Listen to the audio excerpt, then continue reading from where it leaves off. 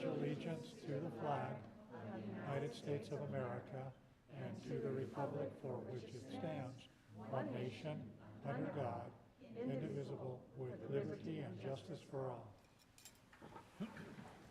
At this time, we'll ask for a moment of silence, and please remember to silence your cell phones.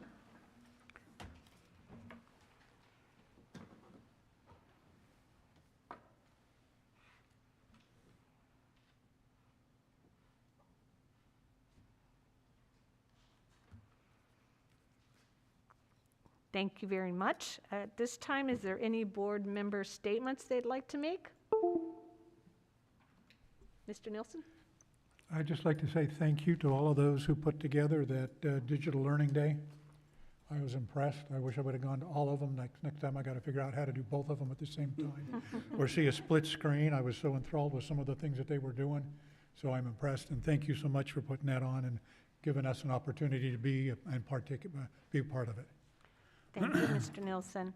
At this point, Dr. Freeman, you're going to give a superintendent's report. Thank you, Madam President. Good evening, everyone. Buenas tardes a todos. We're excited to be wrapping up the third quarter and finishing parent conferences, heading into spring break.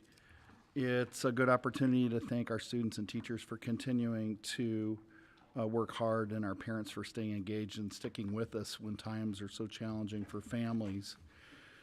Hard to imagine it was 2 years ago this spring break that the governor first conceded the need to suspend in-person learning. A lot's changed since then, and now we're looking forward to the fourth quarter for two big reasons: measuring and celebrating how far we've come. State-mandated school testing is an opportunity for our students to show what they're really capable of, and celebrating the achievements of our students and teachers at the end of the year is always a special delight.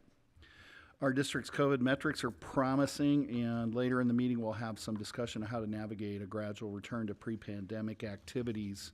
24 months ago, we said if we stuck together and stayed focused on the kids, we'd come out of the other side of the pandemic a stronger staff, more resilient kids, and better prepared to handle learning challenges of the next generation. 2 years later, I think we have expanded resources that are being used in innovative and efficient ways to support teaching and learning, communication, and family involvement. We certainly are stronger.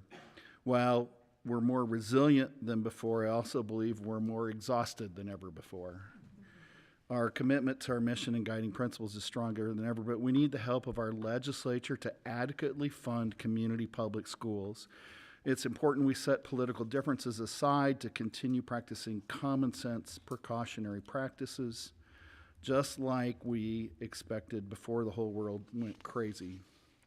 I want to remind people, wash your hands, be cautious in crowded indoor spaces, and stay home when you aren't feeling well. Flu season isn't the time to let your guard down. Our individual efforts make a great difference to support our goal of maintaining in-person learning. We safeguard the health and well-being of all of our students and stakeholders when we act collectively.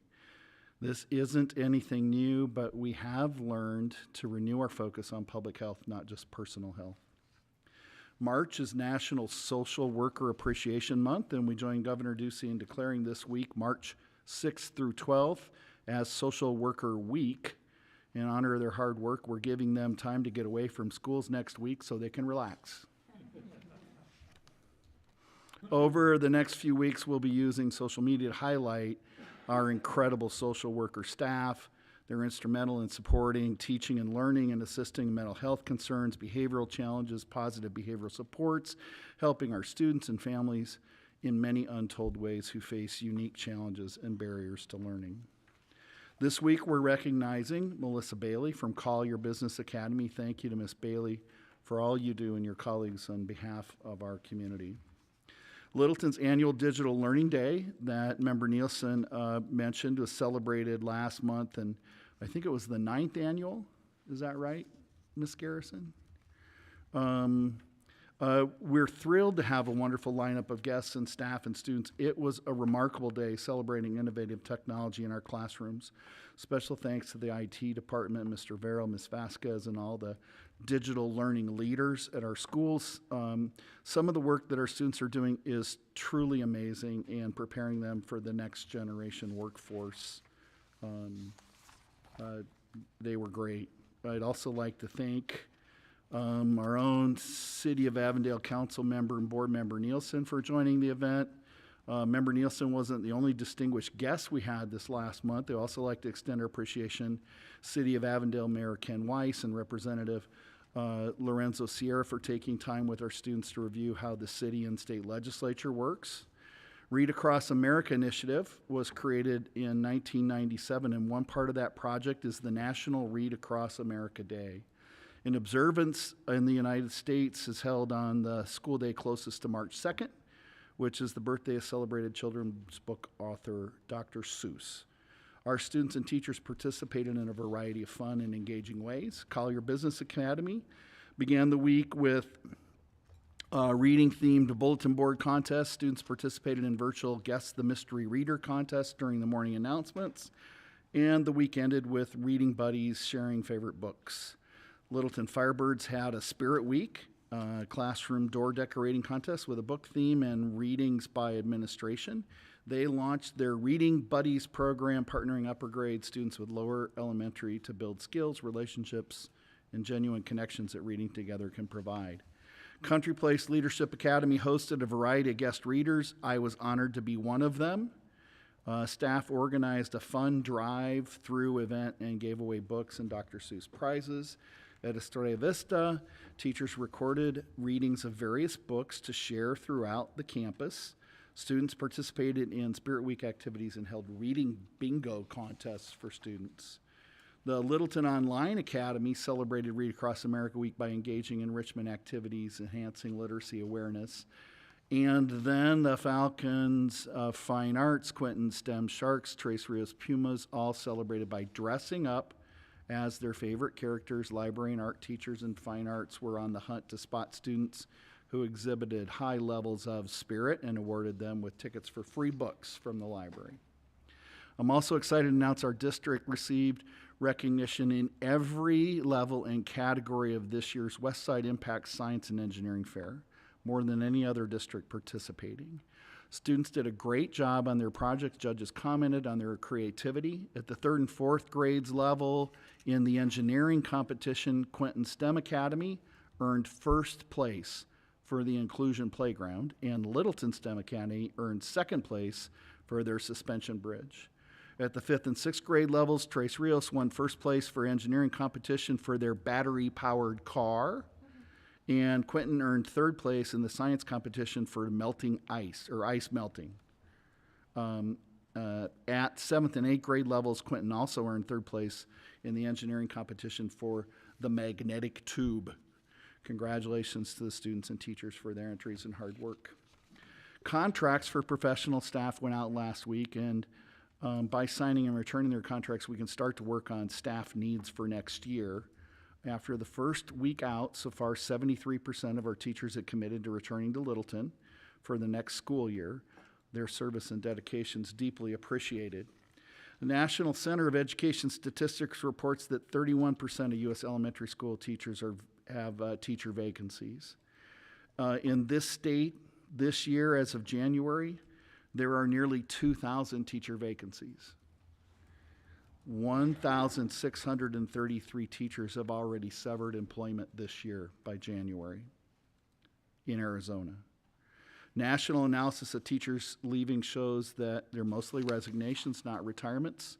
Furthermore, 3,633 teachers in Arizona are working under non-standard certifications. And the legislative solution, which I think is on my list for later this evening, is to make all the certificates standard so that no one would know the difference. Staffing shortages are now affecting the majority of school districts across the United States. In past years, we looked at contract returns as a measure of how much people believe in Littleton, but funding for Arizona schools has gotten so low, teachers can hardly afford rent for an apartment.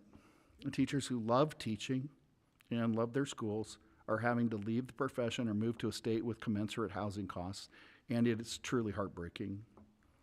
If Arizona policymakers wanted to break the backs of its school district's teachers, then the recent rise in inflation is just what they needed to finish the job. On the bright side, so far, Astoria Vista, Country Place, and Littleton have all exceeded 80% in their signings. 95% of administration and psychologists have returned their signed contracts already. The window for contract offers still has a couple of weeks, so we'll be able to report final numbers next month. I know there's little we can do here at the board about inflation and the cost of housing, but I would like to thank the board for their continued commitment and support of our staff and our leadership.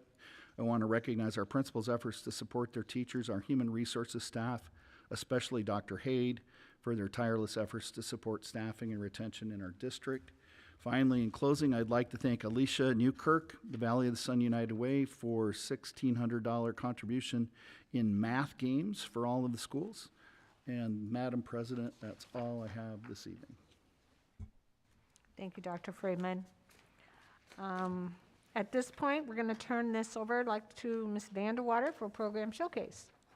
President Reyes, members of the Governing Board, Dr. Freeman, I'm excited to present to you our program showcase for this evening. Tonight, Ms. Regan Headings, principal of Collier Business Academy for Financial Literacy, will showcase their signature school focus through highlighting their business essentials, mission, vision, community partners, and signature focus through the grade levels. Ms. Headings will share one of Collier's signature school focus partners, Junior Achievement, and their proven lessons in financial literacy, work and career readiness, and entrepreneurship, and how they are shown to positively impact the lives of young people. Additionally, Collier Business Academy will showcase their Kids at Hope Student of the Month, 8th grader, Angel Correa, and recognize a dedicated volunteer, Ms. Linda Stollard. We are pleased to welcome Ms. Regan Headings.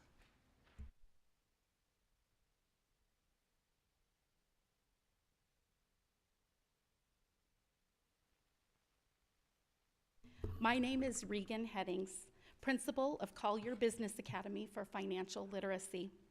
I would like to thank you for providing me with this opportunity to showcase Collier's signature. At Collier Business Academy, we focus on lifelong, transferable skills such as collaboration, problem solving, and critical thinking. Our vision is to support students in developing financial literacy and innovative thinking in business and beyond. Collier students learn, observe, and exercise soft skills, which are integrated into all content areas.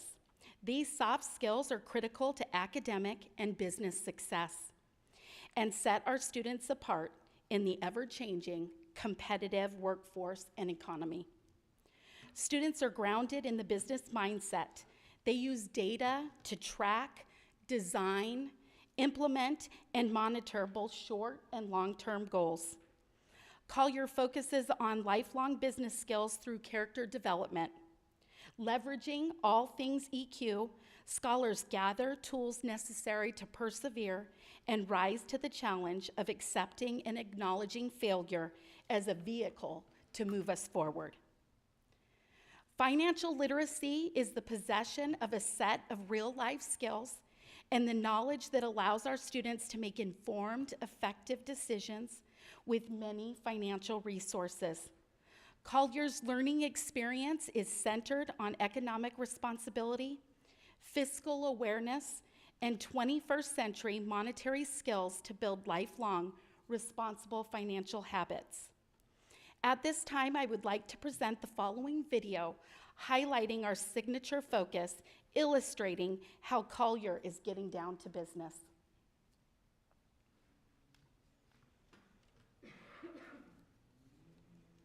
Welcome to Collier Business Academy. Here at Collier, our focus is on business and financial literacy. Do not forget that you have rent at the end of the month, so making sure that you have money for your rent, make sure that you're budgeting appropriately. Our goal is to expose and enrich all students in regards to financial and business goals. At Collier, we believe in teaching the students the soft skills to be successful in real life, which we call the Collier Business Essentials. These are skills such as flexibility and resilience, complex communication, and analytical and critical thinking skills. So you have to give them a loan, then they have to pay it back to your teacher, aka the banking system. The job of a banker is basically to put in their bonus money if they earn it, and when they get money for their jobs, it's going to be added into the banking system. While using the Collier Business Essentials, first grade will focus on personal finance such as taxes. Fourth grade will begin to explore loans and interest rates, while seventh grade will realize the complex world of the stock market. I love learning about how to be successful in life. I feel like it definitely helps because outside of the world, we don't really learn a lot about this. So I definitely feel like it's very helpful. It's going to help me in the future because I'm going to better understand how to handle money financially and to be better successful and to understand what I need to prepare for and what to avoid. Our purpose is for all students at Collier to leave with a greater understanding of financial dealings in the world around us, because we know all our students are capable of success, no exceptions.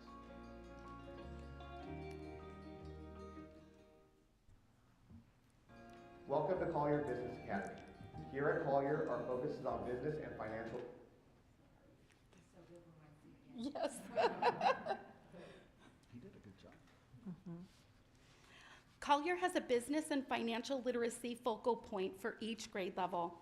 In kindergarten through fourth grade, students learn about the role of money in society and gain practical information about earning, saving, and sharing money.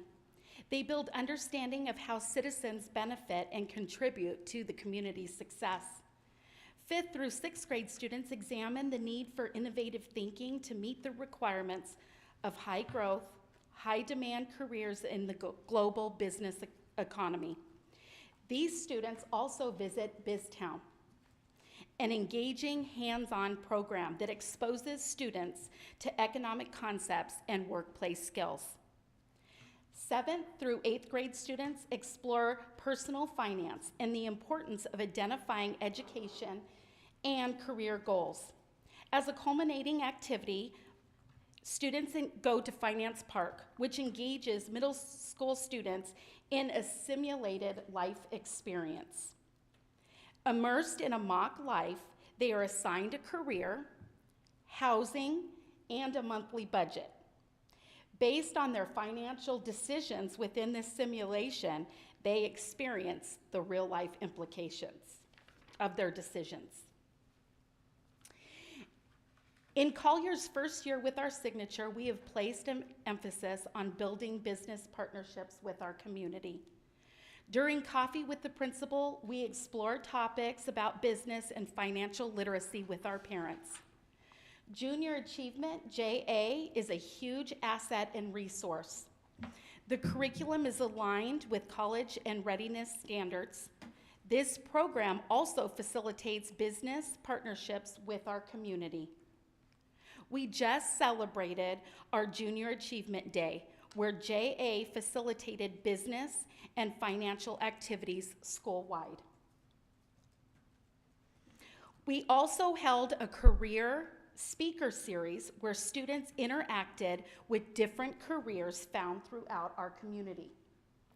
Another great partnership has been Arizona Council for Economics Education, or ACEE, which had events such as National Economics Month and Virtual Fitness in Action.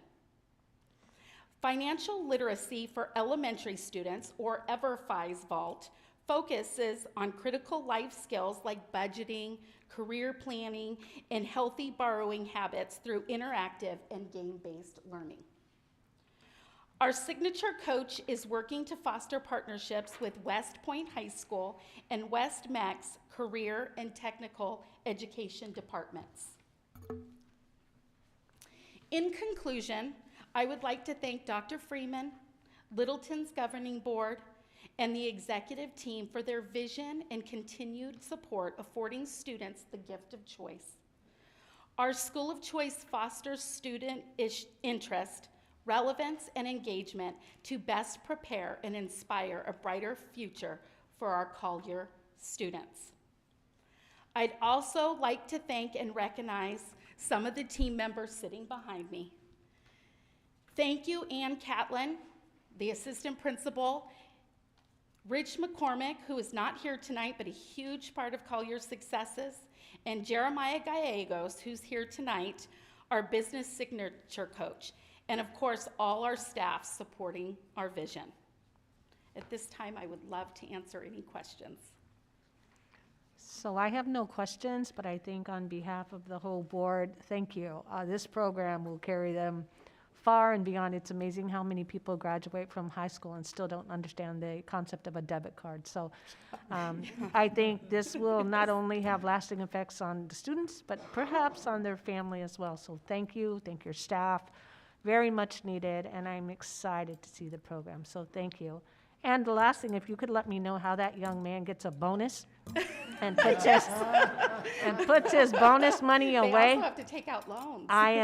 Okay. I'm not into that, but thank you. Thank you very much.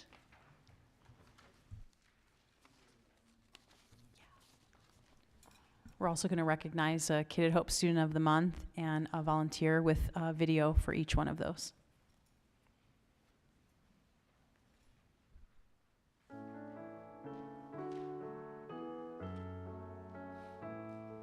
Hi, my name is Angel Curry and I'm an 8th grader at Collier Business Academy. The Kids at Hope is special to me for a variety of reasons. For instance, students at Collier say the Kids at Hope oath every day during morning announcements.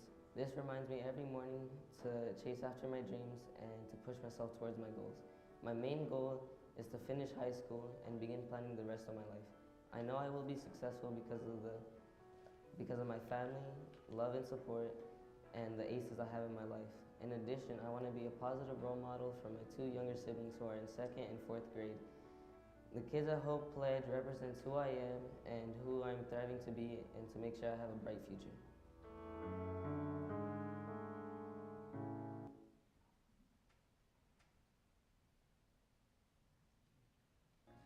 Collier Business Academy would like to congratulate Linda Stollard for being our Volunteer of the Month. Linda has been dedicated to Collier for over 14 years. She goes over and beyond the call of duty for students daily. Linda greets every student as they get off the bus every morning and rarely misses a day due to her dedication and professionalism. Linda is always the first to volunteer to provide staff or district food and her services. This year, Linda has been supporting students in math. Every day, she teaches herself the math concepts to provide them with the best support possible.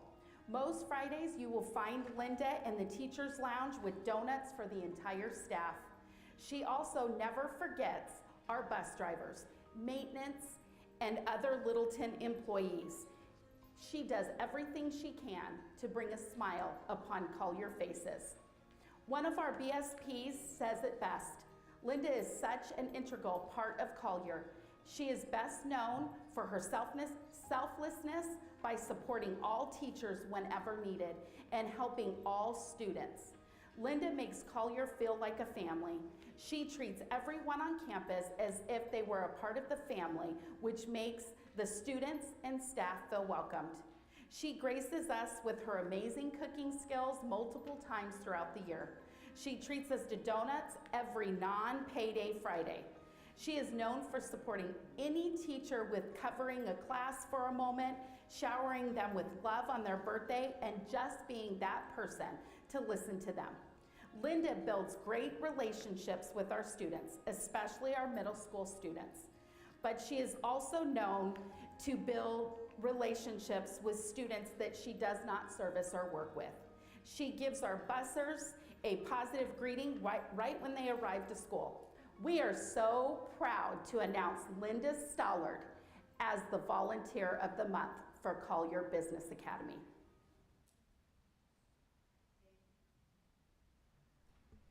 Thank you.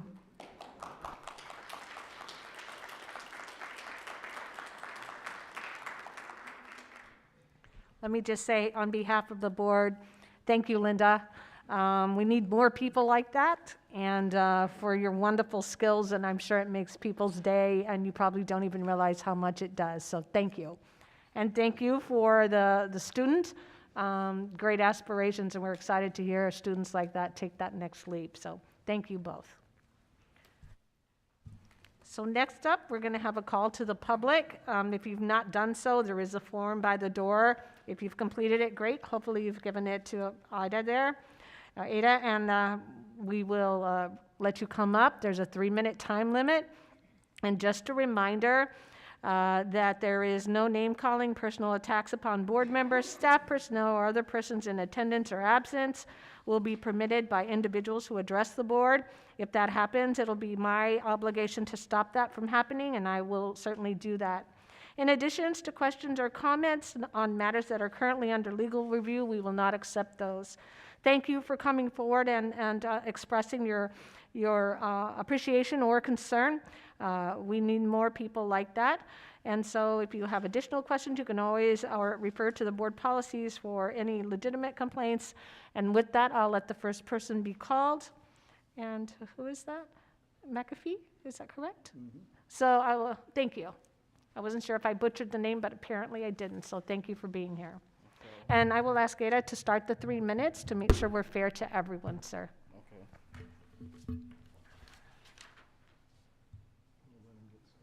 Yep. Okay, okay. Let's see, is this? That will not project. Okay, it won't, okay. Well, could you do it?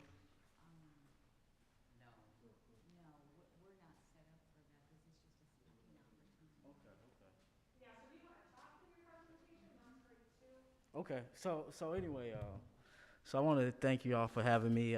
This has been amazing. I'm actually, I just signed up to be a substitute teacher, so I'm just checking you all out, seeing what's going on behind the scenes.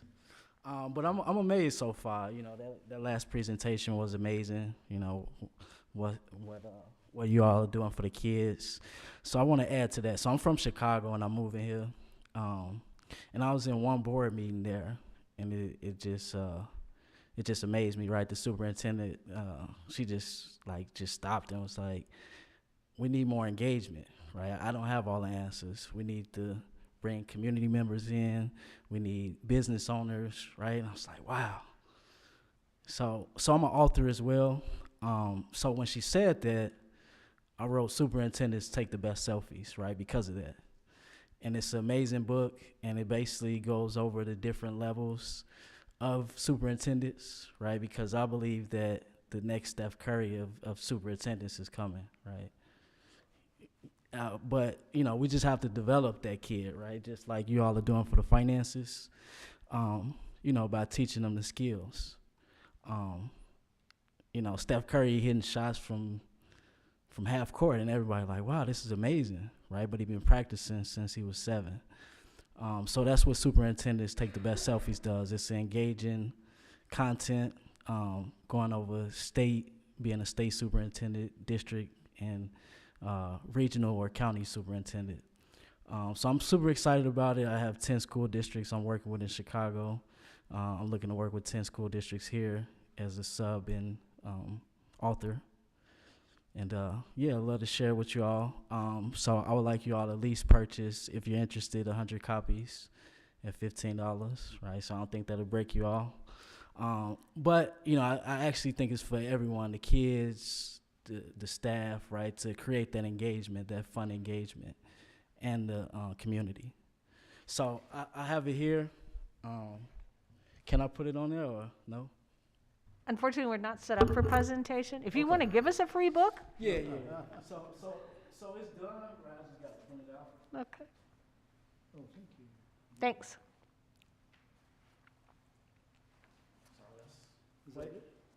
Is that your presentation, or did you have more?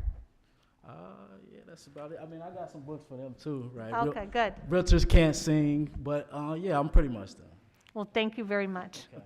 I'd suggest you use Devin Booker next pitch. Okay. Instead of a guy from California. Okay. Yeah. Coming to Arizona, we'd appreciate it.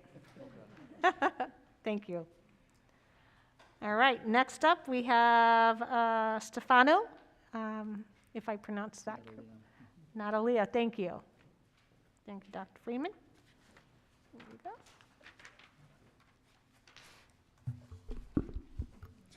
Good evening, members of the board.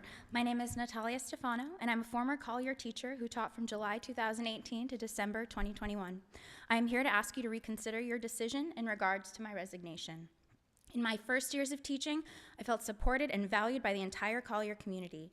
When the pandemic hit, many teachers I know elsewhere felt disconnected. I can't speak more highly of how Collier pulled together and maintained that community for our staff and students.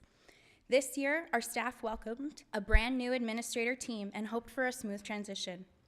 On the first day of school, multiple families somehow bypassed the front office. When I turned a parent away at the door who did not have a visitor badge, I was shoved, berated, and cursed at by this parent in front of students.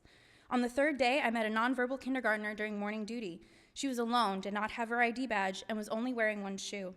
When I tried to help her find her teacher, she had an outburst. I placed myself on the ground between the sidewalk and the student as she started to scream and slam herself against the concrete. Even as I yelled for help, the nearby administrator did not intervene. During this first week, I sent an email to my administrators sharing what happened and offering potential solutions to preserve staff safety. This led to a meeting I thought would be constructive but became accusatory. I was told that expressing lack of support was unprofessional to put in an email. I was even reprimanded for being on my phone during duty, using it to reach out for support when situations arose. Neither of those situations were ever resolved, and I was specifically asked to no longer communicate concerns in writing. I disregarded this request as situations increased in both frequency and severity. I spent 55 hours covering classrooms on my prep periods and lunches. Sometimes art would be canceled for me to cover homerooms. I was asked on an almost daily basis by an administrator to create these schedules, often asked the morning of with usually very short notice. Non-stop miscommunication and poor professionalism caused my anxiety, depression, and fibromyalgia to interfere with my ability to be an effective teacher and productive member of society. The incident that led me to resign was a kindergarten student grabbing onto my lanyard and body slamming himself to the ground, bringing me down with him. After 15 minutes of calling different individuals for support, the student was finally removed from my classroom and taken by an administrator to the playground. Every day after, the student would be physically unsafe in my room so he could go play. I came to the conclusion I could not be an effective educator in this hostile environment. I submitted a formal resignation letter and left detailed plans for the remainder of the year for all 9 grade levels I taught. Because of mounting issues with no resolutions, climate versus culture seminars were added to our professional development, and we were often told, if you don't like it here, you can leave. Hearing this repeatedly, especially as a teacher, was insulting. If the roof of your house is leaking, you don't move out. You put in work and fix it. Because if it isn't fixed, the consequences are dangerous not only to the structure, but more importantly, the people inside. I am aware of the teacher shortages in this state, but this should not allow administrators to enable hostile behavior due to inaction. I resigned because I was put at risk daily due to physical assaults that would warrant leaving without consequence in virtually any other career. This administration lacks accountability and a desire to change or learn from their mistakes. You have and will continue to lose valuable educators. Thank you. Thank you for your presentation. Dr. Freeman will ask if you'll get back to the board with additional information. That'd be appreciated. Yeah, I'll put something in the update this week. Okay, thank you. And thank you. Thank you. All right. Is there any other calls to the public? No? Thank you. All right, so next up, we have item 9, consent agenda. So is there any board member that would like to have anything pulled from the consent agenda? Hearing none, at that point then, we will have a motion to approve or disapprove the agenda item. And I'll move the governing board approve the items submitted for consent. Thank you. I'll second that. Thank you. All in favor? Aye. Any nays? Hearing none, motion will pass.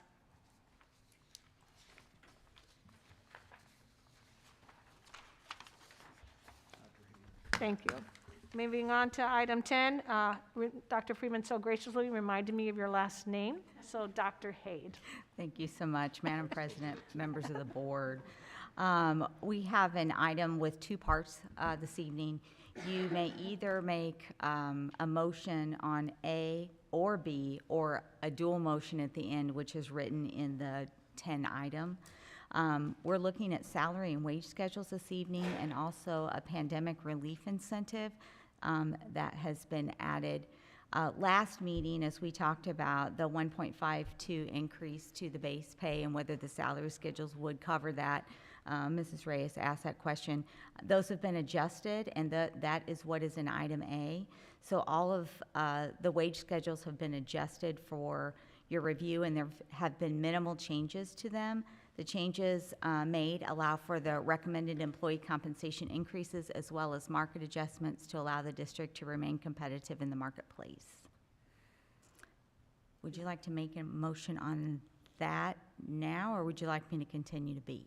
We'll make a motion on that, but before we do, is there any questions on the salary or wage schedule?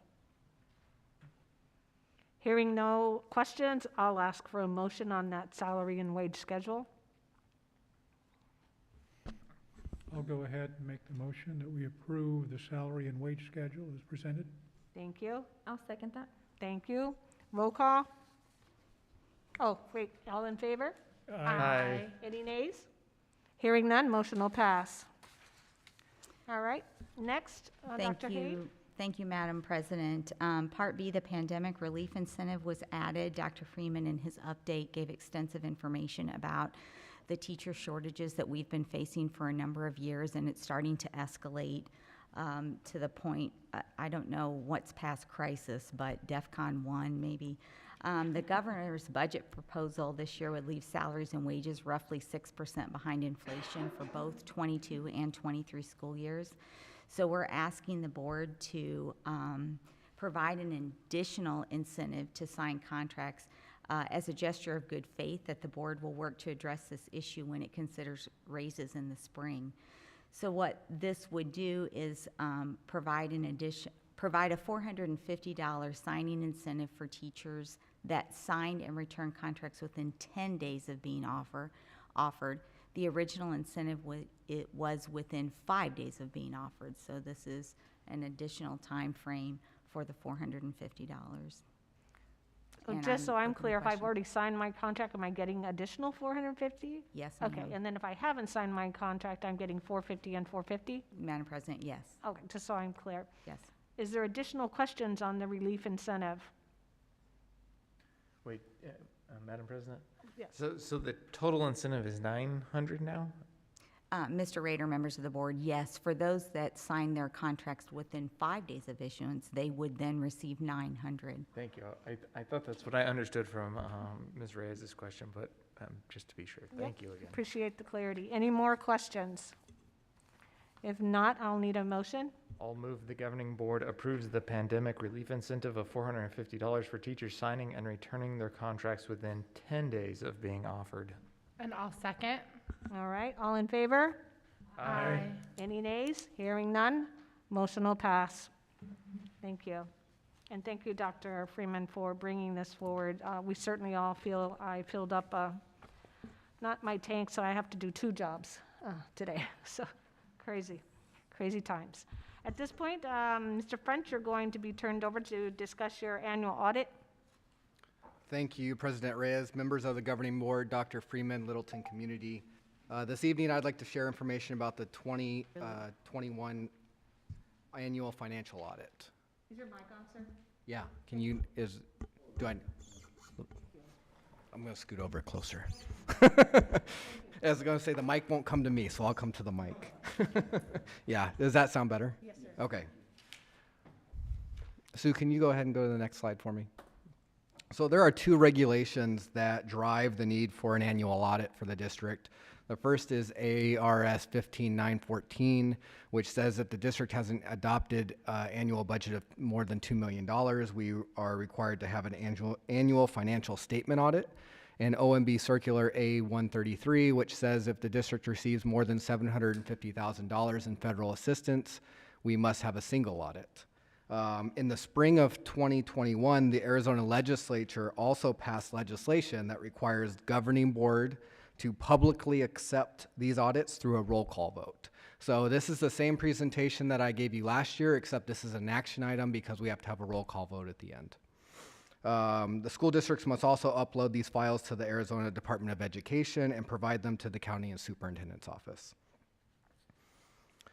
So both the financial statements audit and the single audit are performed each year by an independent audit firm. We use the firm Heinfield & Meach, and the audits we're reviewing tonight are for fiscal year beginning July 1st, 2020, ending June 30th, 2021. We have 3 parts to review of the audit: the annual comprehensive financial report, the single audit, and the USFR compliance review.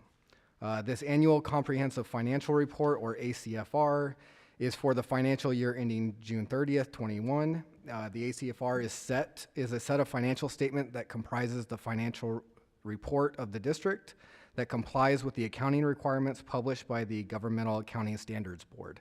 This is a very large document. It's attached to the agenda item, so I'm just going to go through some highlights for you this evening. The most descriptive portion of the ACFR are on pages 19 to 28, and this is called the Management's Discussion and Analysis, also called MD&A. This is a narrative overview of the financial activities of the district for fiscal year 2021. This section reviews the financial highlights of the year. Following that, on pages 32 through 64 is the actual financial statements audit and the narrative notes to those financial statements.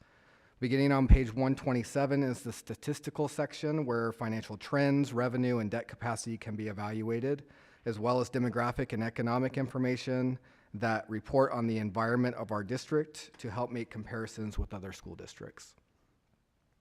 The ACFR is also the document that the district submits to be considered for financial reporting awards.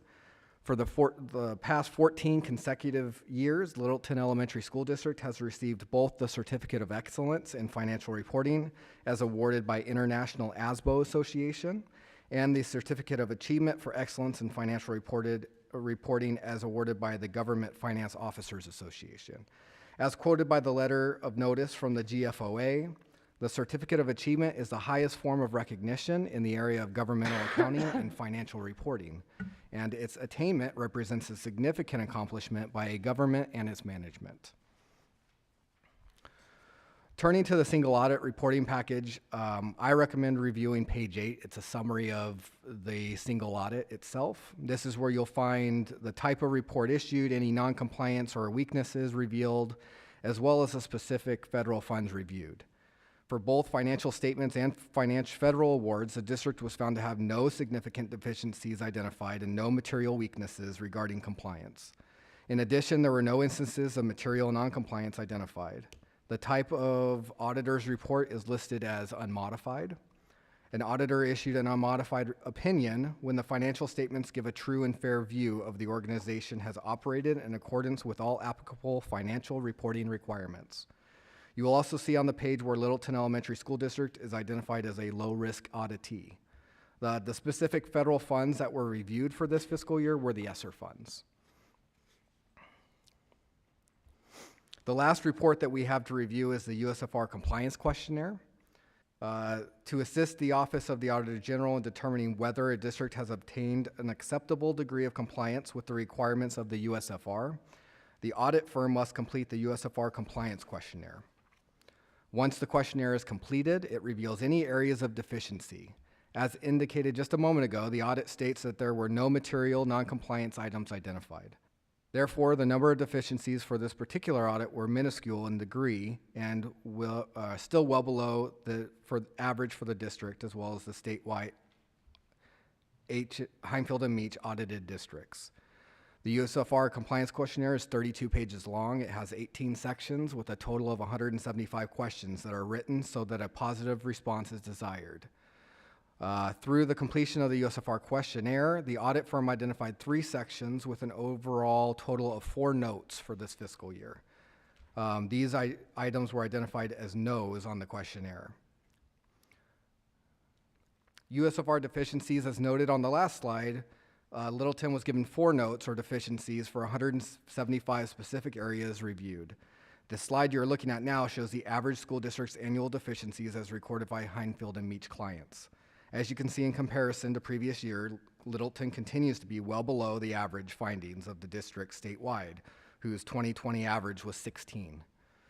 I would really like to acknowledge all the staff that took part in this audit and is involved in this audit on an annual basis. It's not just staff from the business office, but also staff from IT, food service, the Welcome Center, and HR that have a huge role in Littleton's audit success. So I want to say thank you to everyone involved. Copies of each of the reports discussed tonight are available electronically on the board item, and hard copies are available upon request through the superintendent's office. With that, I'd be happy to answer any questions the board has. Questions? Hearing none, I'll ask for a motion. Yes, sir. Brian, I do have, just on the one where you've got your 16 deficiencies or something, is that the average for everyone that the H&H has done? Is that our average, or? Nope.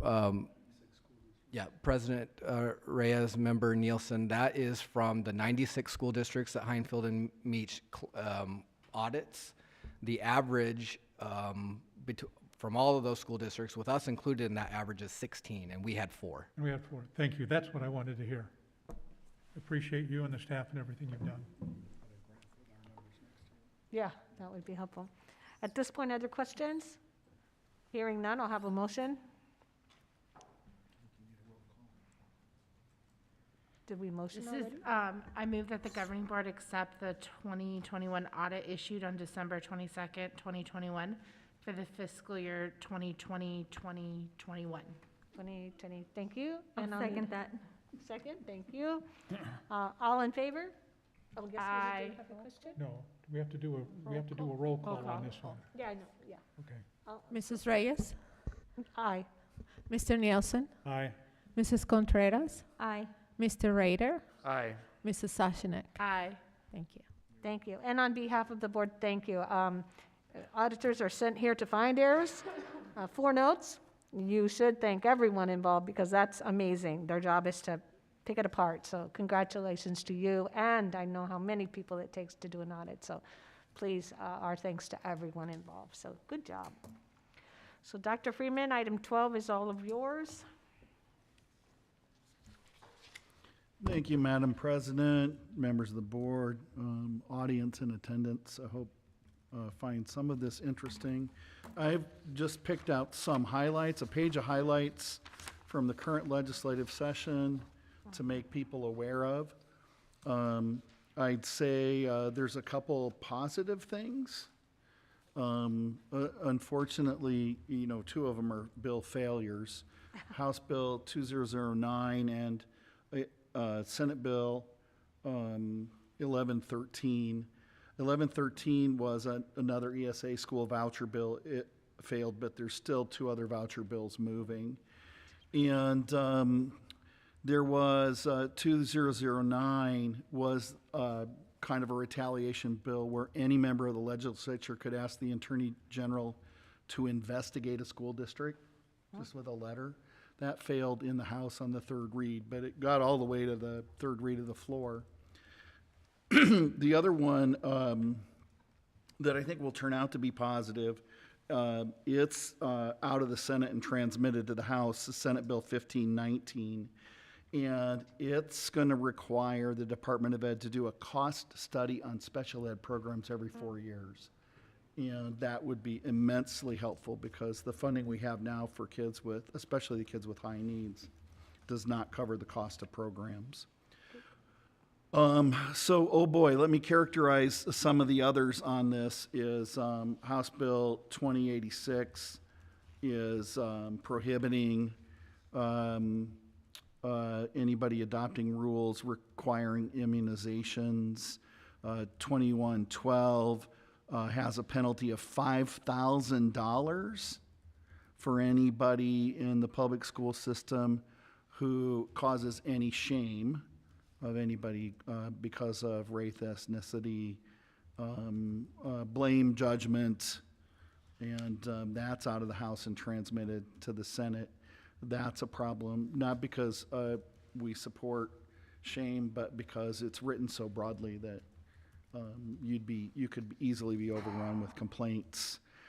Same thing in 2161.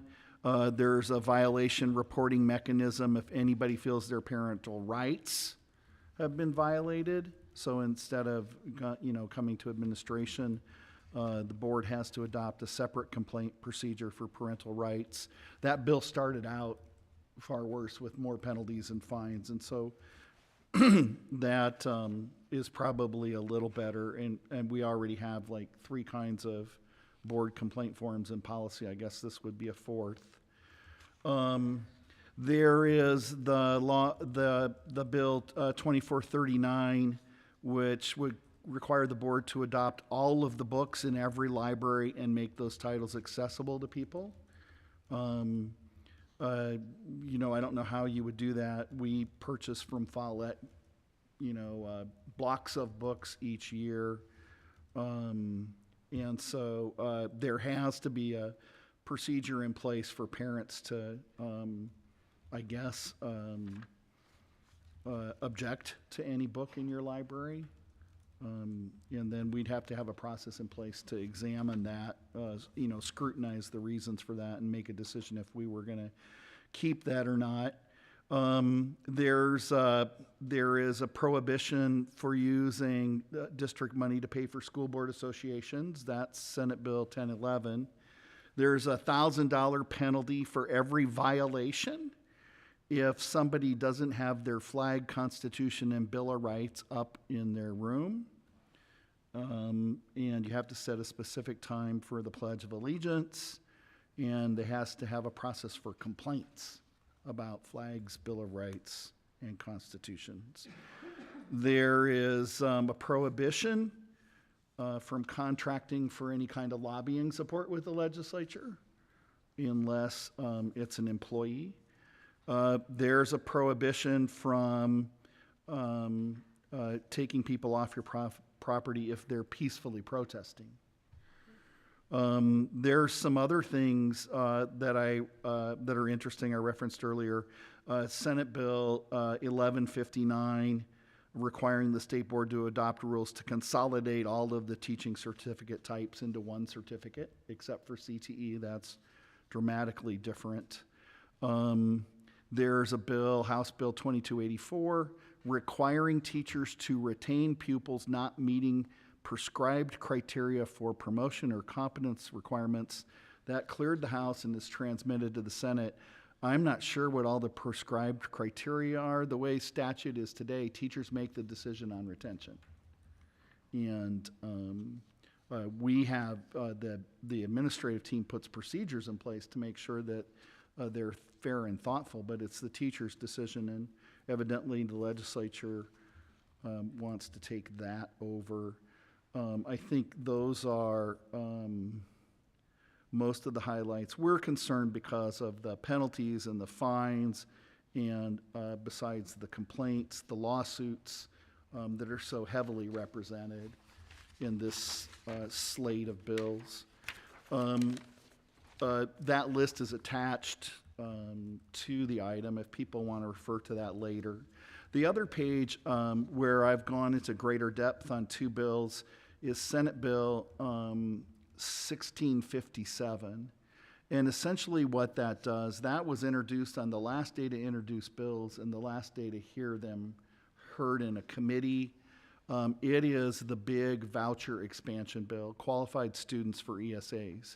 And if you read through that paragraph, you see that it basically qualifies just about everybody who lived through the pandemic. It also eliminates the cap on student tuition organizations for students based on their grade level, and establishes a student empowerment fund, essentially allowing people to put a lot more money in that system. You know, right now what happens is you can only get so much money from a student tuition organization, which doesn't cover the cost of St. Francis or Brophy or Xavier or any of those expensive schools. So that would increase that. There's another Senate Bill 1707, which further expands ESA eligibility. And then one of them that's created a lot of concern, and it was highlighted, I think, on some radios today, House Bill 2808. And what happened is, you know, people were looking for some innovative school-type programs, but this, I think, went up to the governor's office and came back with what's being called a school takeover bill. It has a bunch of things in it about making decisions in DNF schools and then creating a new board instead of the school facility board or the State Board of Education, an Arizona Achievement District within the Department of Administration, which now has taken over the SFB, to essentially take over failing schools. And I'm not sure quite how they're going to do this. At some point, they take your school away from you and make it a state school. They find somebody else to run it, and then it's no longer your school. I don't know how they're going to address the local taxpayers who've, built support, added to and maintained that building. There's a lot of problems with this. Of course, most DNF letter grade schools are in areas where the economic situation of students is lower. There's been several attempts historically to do school improvement, school takeovers. Some of them have a little bit of success at first, but hardly any of them ever work out to changing the school. The big concern with this is once they take over the school and reconstitute it, it might not necessarily be kids from your district or neighborhood anymore that are in there that are making up the achievement. Once you leave the school district setting, people are no longer compelled to meet the educational needs of people in the district. They're wide open, and we've seen what happens here is that if there's any problem, they come back and they are no longer serviced in these other models. I think there's only 18 school districts in the state with an A letter grade that come from poor communities. So this is a huge concern. They've attached some money from the general fund as incentives, this $150 a student. This looks a lot like Project Rocket looked a couple years ago. They've taken this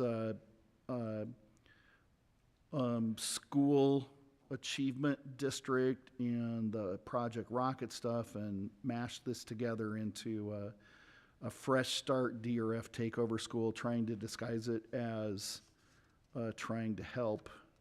But we're super suspicious of the intent and the mechanism and the fact that, this is just being announced from the executive branch instead of going through a thorough vetting or development through the State Board of Education, through hearings and that kind of process. So if you can't put this together through the regular process in the state board, with hearings and input and testimony, that makes it suspicious as well. So that's a huge concern to the education community right now. And that's just a quick overview, kind of highlight on two bills. The voters of Arizona have turned down vouchers a couple times. The legislature keeps coming back with more ideas of how to put those in place. And of course, we're early in the session. I think I updated the board before on just the hundreds and hundreds of bills that have been submitted. Most everything is been transmitted to the other house. We're already seeing some strike everythings to pay attention to. So a lot going on down there. I don't know if there's any other questions. If I don't have them in my material tonight, I can look them up and put them in the update if there's anything board members would like me to research and report on. Anything? No? Thank you very much for that information. Looks like you're going to present on safe return to a plan for in-person. Yes, Madam President, members of the board, thank you. Of course, as you're aware, we monitor our local metrics pretty religiously on a weekly basis. One of the things that's been a challenge for us is the delay in reporting. It's not really real time, really weekly. So these metrics are already probably 17, 18 days old. But what you see if you look at the bottom right side of that graph, where I've changed the marker color to orange, is we've really gotten close to that transition to where we're no longer in the high red zone. And you can see that top graph that shoots up really high to what was that? We were at 3,200 illnesses, has dropped dramatically and was down to, I had the number in your report, I think something like 96. And then the other graph, the one that's darker, drops down to about 10%. That's the percent positivity. That's the one we were most concerned about and tracking. And so we think that's going to continue to decline. Omicron seemed to burn pretty quickly through most communities. And I think people are feeling like a lot of the pressure is off for vaccinations or other things. We're hoping to keep just good mitigation practices going because flu season's back, and I had that in the, I don't have that in the report tonight, but I had that in the update before. The cases of flu during the COVID mitigation were extraordinarily low. The cases of flu this year are double what they were last year. They're still half of the average. And we had a lot of kids out with the flu the December before we had the coronavirus show up. So some of the things that we learned under COVID, we need to continue to do just because of any kind of virus that's in our environment to help keep kids safe. But if we scroll down a little further, these are just recent Littleton metrics for this year with some 6-parameter smoothing, showing the deep decline at the end there. I think we're going to have, I hope we have the mitigation attachment coming up because it's, well, that's since the beginning of collecting data. This is interesting. I think the board's familiar with this. I don't know about the audience. If you can scroll just enough down to see that Omicron peak. Last January, we peaked at 1,202 cases per 100,000, and we were well above the county and the state in that metric. Compared to that 3,241 in Omicron, it looks tiny now. At the time, it looked huge. And you can see how the percent positivity of illnesses has bounced around. Some of those peaks are after holidays and other events and things like that that make kind of sense when you go back and scan those dates and look at them analytically. But I think, we're all in agreement that we're moving more into an endemic stage. So the management team has some recommendations tonight about how to move forward.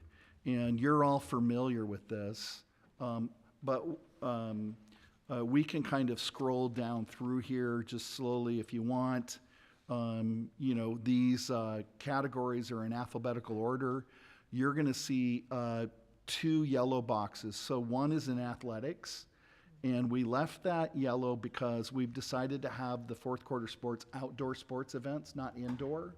So it kind of reflects what we're doing, not necessarily what we want to do, but we would hope to have that back in the green box, by the end of the year or for the start of next year.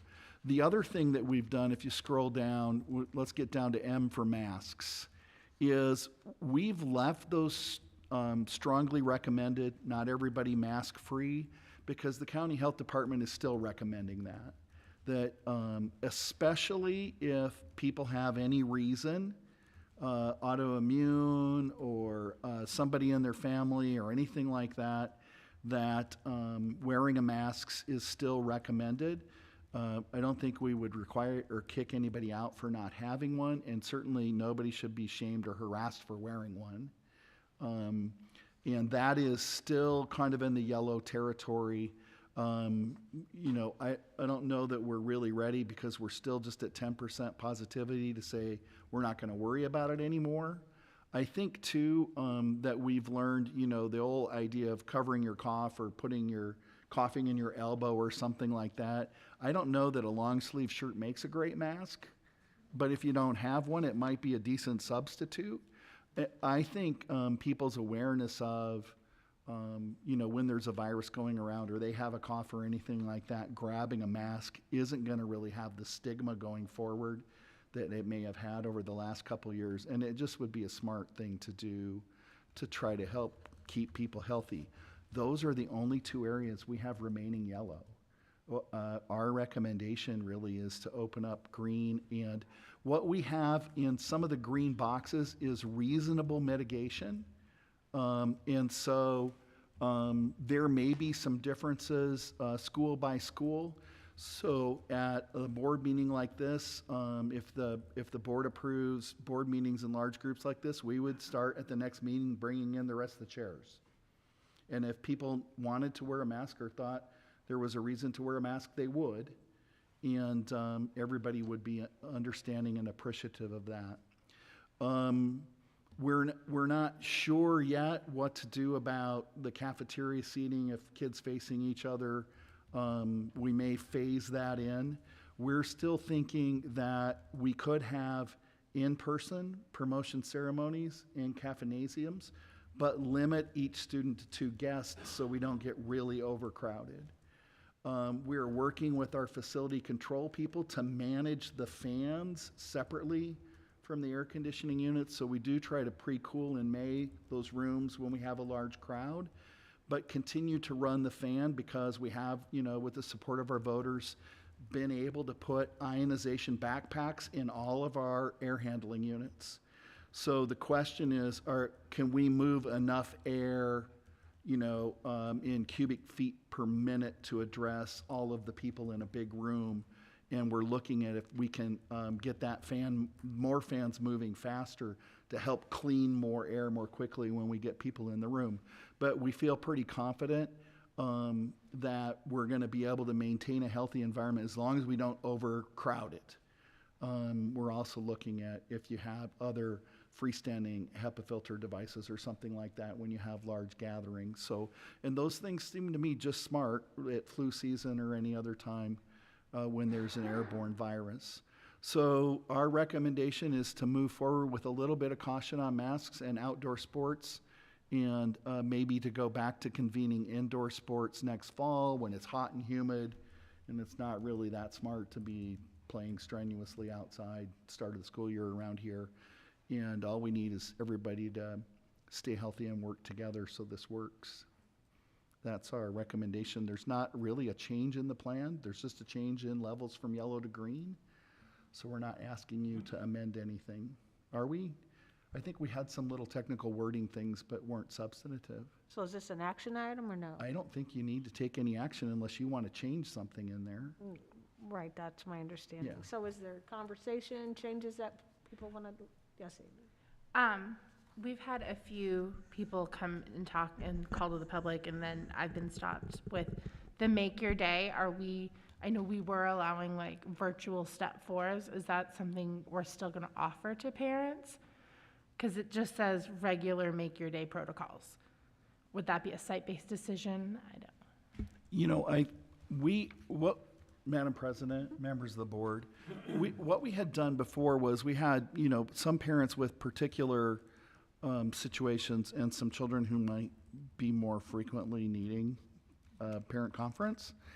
And so administrators did stay late, postpone, do different things with different families. But what I understand from the conversations principals have had, they're really supportive of virtual conferences because it does help get the kids addressed by the parent and back into the room sooner. And the idea we talked about is if you have a virtual step 4 or 2, but then you're getting a step 4 again, that means the virtual step 4 is not working. Mm-hmm. Then you would up the ante to say, if that didn't work. But as long as it's helping the kid to de-escalate and to get back into the room and participate in learning again, that's the main goal. So what I think is there's not going to be a hard, fast rule. There's going to be kid by kid. If remote conferences are working, and that means for the school and the child and the parent, and if they're not working, then more in-person might be tried. And then what we have actually built into the system is if you have multiple step fours for the same problem, step fours aren't working either, and you'd probably move to suspensions. Whatever it takes to maintain the learning environment and get your attention would be progressive. So I think that just makes sense. Now, 3 years ago, people probably would have said we don't want to do virtual, but we've been doing so many things virtually and getting so much better at it that I think that some of that stigma is gone. And the other thing is, if it's effective, that's what you want to repeat, the things that are working. So I would say that is going to be the new normal, and I don't know if anybody, So Thank they'll you. probably, if they're going to correct me, it'll be after everybody leaves, but I think I'm right. I think I'm right. Well, and I think it helps parents. If you're working an hour away and you can't get here, it's easier for someone to take a call in the office or wherever they're at. And I know I've heard from parents, they like that virtual because of convenience and their jobs. Well, the thing is, if it works. Well, I've heard it's nothing but good things, so yeah. I just have one comment about that. I've talked to 2 or 3 people. The city's looking at doing the same thing where it's needed and opportune. You continue to do virtual, when it's in person, do that. My son-in-law, where he works, they're doing theirs all virtual unless they want to have some type of a big meeting to do it. So it's the new norm. It's what works, like you said. Good. All right, so we won't take action because it sounds like there's no changes needing. So Dr. Freeman, number 14, cybersecurity. Thank you, Madam President, members of the board. So people are generally aware of, if for no other reason than, Russian cyber attacks and Putin, and we are constantly working to harden our information systems for the information security of our staff and our students, but also for the smooth operation of the district. We are now so technologically embedded. Technology is so ubiquitous in everybody's daily life and work life. So we've put in place since Christmas a series of procedures leading to just this month at the end of February, a two-factor authentication process where it makes it harder for somebody to come in and pretend to be somebody who works here. But we've also done a careful analysis of what the phishing and hacking attempts in our system have been. And what we found is the more important you are in the org chart, because there's so much information available about our school district, our board, our leadership team, and the people who work here, they can fish that out on the internet. And then they use that information, titles, logos, those kind of things to make them look like they're really official, authentic emails. So the people they like to get are the people at the top of the org chart, which is everybody here at the DS. And I am the most frequently hit and fished person in the district. Sue is next. And then Dr. Haid. And so, they're really trying to get us and then to replicate us to get you to reply to something or click on something and something like that. So when you enter into our system now, you're going to be asked to authenticate. And I think Amy's already done it.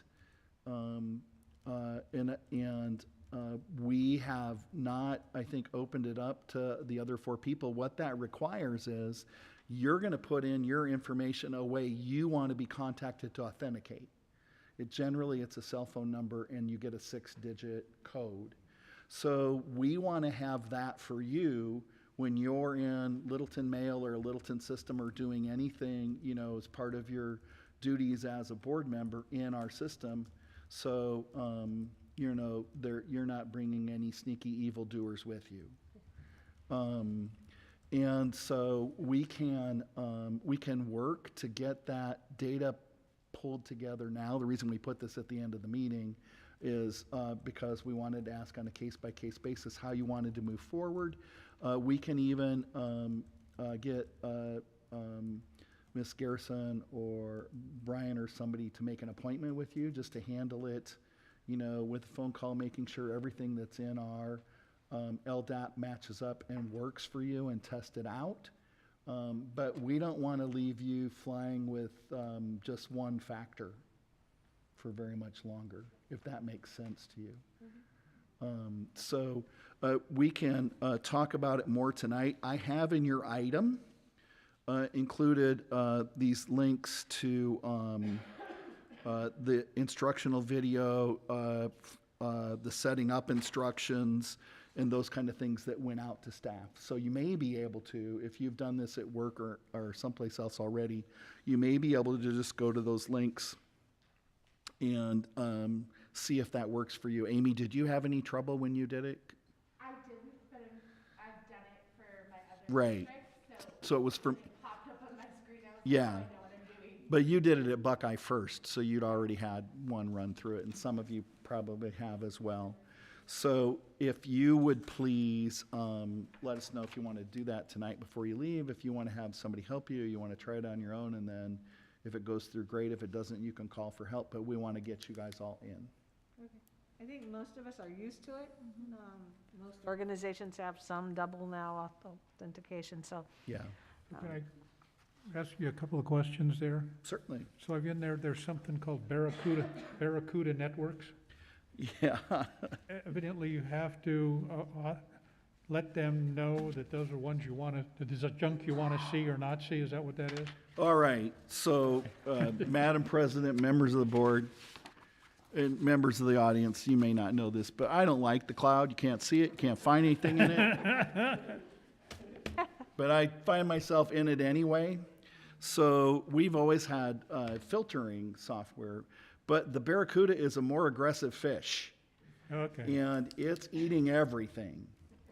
And so I must have like a half a dozen Barracudas a day in my inbox, and I find them really annoying. But the problem is, if you don't go into your Barracuda and look to see what it's eating, it could be something really important that you used to get and you don't know you're not getting now. That's the question. Yes, so you have to, whether you like it or not, you have to open your Barracuda and look for things that are important to you. Now, what I'm told by the experts grinning in the corner is that if I block and allow and release things on a consistent basis, Barracuda will learn what I should get and what I should not get. I just have to find time to teach it.